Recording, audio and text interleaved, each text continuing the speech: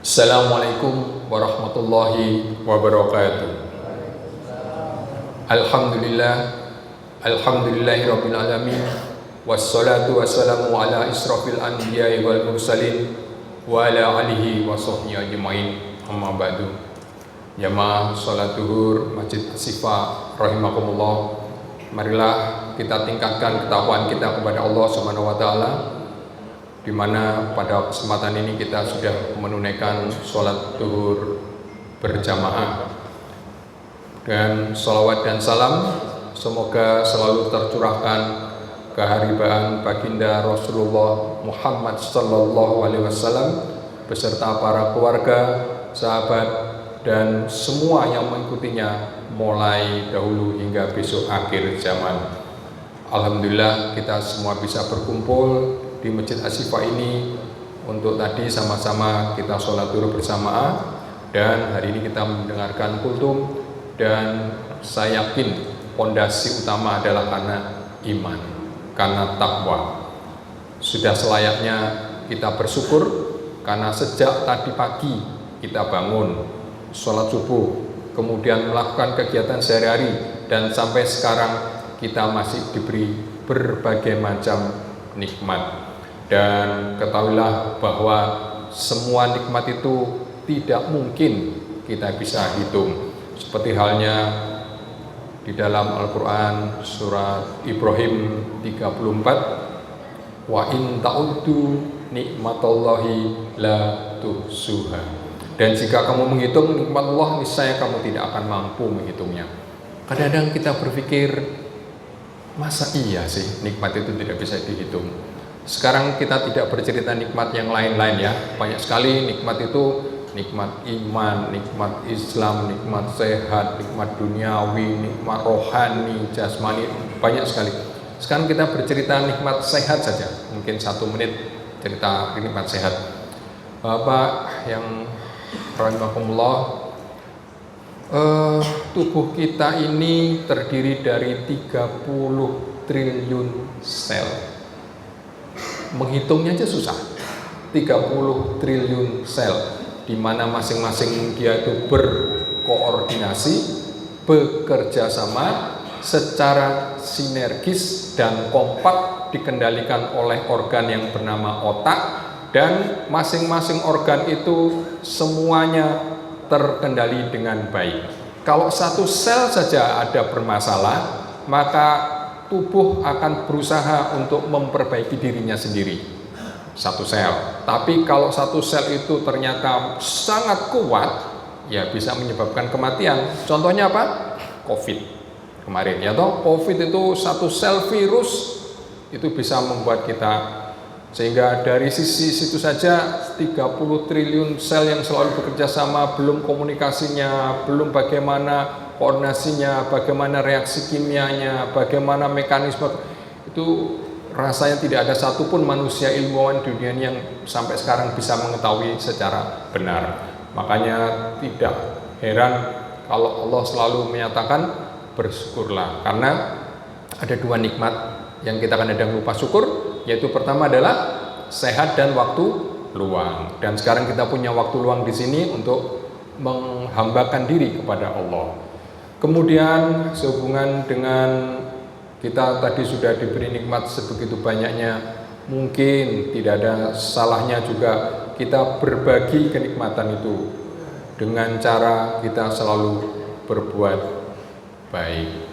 Allah memerintahkan hambanya untuk senantiasa berbuat baik hari demi hari, waktu demi waktu, sehingga Allah juga menyampaikan bahwa di dunia ini sebaiknya atau seharusnya lah ya, hanya dipakai untuk ladang amal ibadah yang akan kita siapkan untuk kehidupan di kemudian, yaitu di akhirat yang kekal.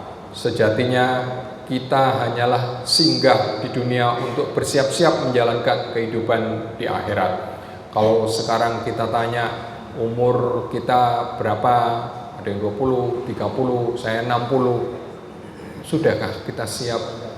Mungkin kita harus mengintrospeksi diri kita sendiri. Sepanjang nafas kita masih ada di tempat di tubuh kita, masih belum berhenti, maka kesempatan itu adalah kesempatan yang sangat berharga untuk kita selalu berbuat baik. Kebaikan untuk diri sendiri, kebaikan sesama, kebaikan kepada lingkungan, dan kepada Allah Subhanahu wa Ta'ala sebagai zat yang menciptakan alam dan seisinya, termasuk di dalamnya juga ada manusia. Syariat telah menuntun dan menunjukkan bahwa banyaknya kebaikan-kebaikan itu tergantung kita mau menjemput atau tidak. Bahkan Allah Subhanahu wa Ta'ala berfirman dalam surat Az-Zalzalah ayat ke-7 dan ke-8. Bismillahirrahmanirrahim. Faman ya'mal misqalaha dzarratin khairan yarah. Faman ya'mal misqala dzarratin khairan yarah. Faman ya'mal misqala dzarratin sarran yarah. Jadi ini merupakan dua ayat yang saling bertolak belakang. Yang satu menyatakan barang siapa berbuat kebaikan sebesar zarah, maka niscaya dia akan melihat balasannya. Di ayat yang ke-8, dan barang siapa yang mengerjakan keburukan, jadi kebaikannya keburukan sebesar zarah, niscaya ia akan juga mendapat balasannya.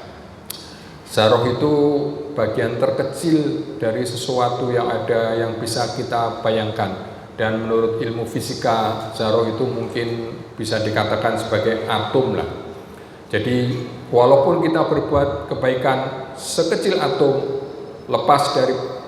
tidak akan pernah lepas dari pengawasan Allah Subhanahu wa Ta'ala. Berbuat baik itu betapapun kecilnya pasti akan mendapat balasan. Demikian juga kalau berbuat jelek, pasti akan mendapat balasan. Balasan itu bisa sekarang, bisa besok, bisa setahun, bisa 5 tahun lagi, bisa di dunia dan juga bisa di akhirat. Atau bahkan tidak ada di dunia, diberinya di akhirat. Itu semuanya terserah dari Allah Subhanahu wa Ta'ala.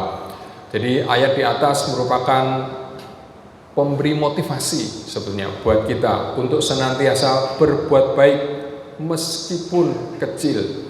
Jangan menganggap remeh berbuat baik, dan juga jangan menganggap remeh berbuat ketidakbaikan walaupun itu sedikit atau kecil. Ini mungkin buat kita yang bekerja di rumah sakit, atau sebetulnya siapapun juga ya, khususnya untuk kawan-kawan yang bekerja di rumah sakit. Ini merupakan sebetulnya kesempatan besar untuk kita bisa berbuat baik kepada sesama, kepada pasien kita, dengan semuanya kita layani dengan sepenuh hati, dengan gembira, dengan senang, dengan ikhlas, dan karena Allah Subhanahu wa Ta'ala. Tapi ada tapinya, di balik itu juga mepet sekali dengan kita kalau berbuat kejelekan. Misalnya pasiennya marah, pasiennya gelisah, pasiennya dimintai duit yang tidak sebenarnya, pasiennya ditipu dan lain-lain.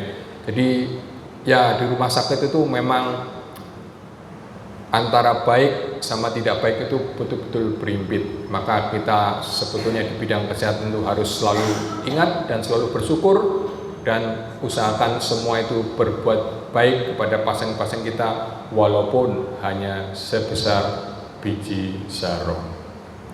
Mungkin itu yang bisa saya sampaikan pada kesempatan ini. Mudah-mudahan kita termasuk golongan yang selalu bersyukur, mampu berbuat baik kepada sesama, tidak lalai, dan selalu meningkatkan takwa kepada Allah Subhanahu wa Ta'ala. Amin ya rabbal alamin. Saya akhiri dengan doa penutup majelis. Subhanakallahumma wa bihamdika asyhadu an la ilaha illa anta astaghfiruka wa atubu ilaik. Assalamualaikum warahmatullahi wabarakatuh.